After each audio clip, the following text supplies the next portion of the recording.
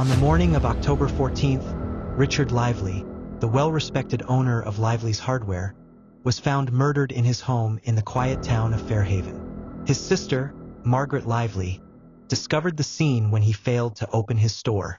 Richard had been shot twice in the chest, and the house showed signs of a struggle. An overturned chair, shattered glass from the front door, and a broken lamp near the entryway. The town, unaccustomed to violent crime, was shaken. Sheriff Earl Henshaw assured the public that an arrest was imminent, claiming it was a burglary gone wrong.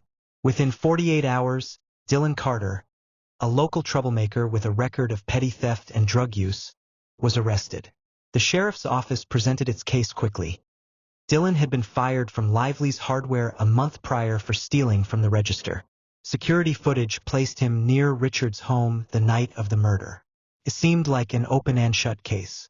But Claire Whitmore, an investigative journalist for the Fairhaven Gazette, wasn't convinced. The questions that don't add up.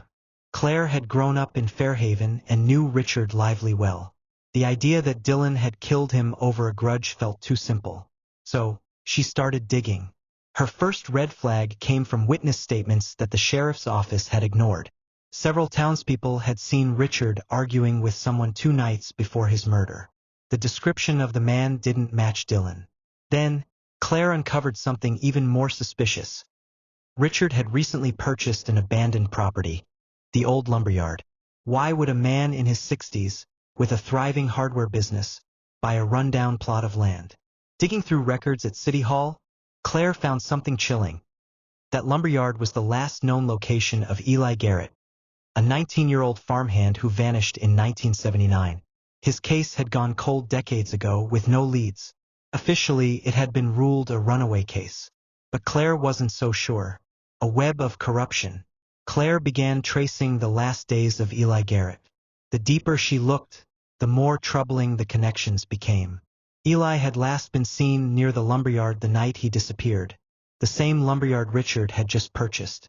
More disturbingly, Claire found old police reports linking Eli to a young Earl Henshaw, the current sheriff. Henshaw had been a deputy at the time, and some older residents recalled that he and Eli had a history of bad blood. Some even hinted that Eli had been romantically involved with a girl Henshaw had been seeing. Had Eli been murdered all those years ago? And had Richard stumbled upon evidence, perhaps even his remains, at the lumberyard? Claire started receiving anonymous threats. Someone didn't want her investigating. The truth buried in the past. Determined to find answers, Claire went to the lumberyard herself. With a local historian's help, she searched the land and uncovered a buried skeletal remains wrapped in decayed cloth. DNA testing confirmed it. The bones belonged to Eli Garrett. Claire's theory fell into place. Richard had found Eli's remains, realized the significance, and someone, the same person who killed Eli, had silenced him before he could go public. The question now was, who pulled the trigger? Confronting the killer. With new evidence in hand, Claire pressed forward. She reached out to state police, bypassing the corrupt local sheriff's office.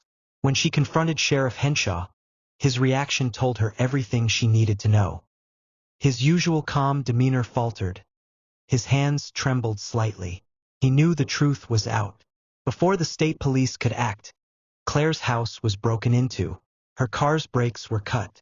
One night, a black truck tried to run her off the road. Someone was desperate to silence her. But Claire refused to stop. She went public with the story. The media attention was too big to ignore. State authorities arrested Sheriff Henshaw. Under pressure, one of his former deputies confessed. In 1979, a drunken fight between Henshaw and Eli Garrett turned deadly. Henshaw and 2 fellow deputies covered it up, burying the body at the lumberyard. A Richard Lively had uncovered Eli's remains, and Henshaw killed him to keep the secret buried. Dylan Carter was cleared of all charges. Henshaw was convicted of 2 murders, obstruction of justice, and abuse of power. The town's dark secret exposed.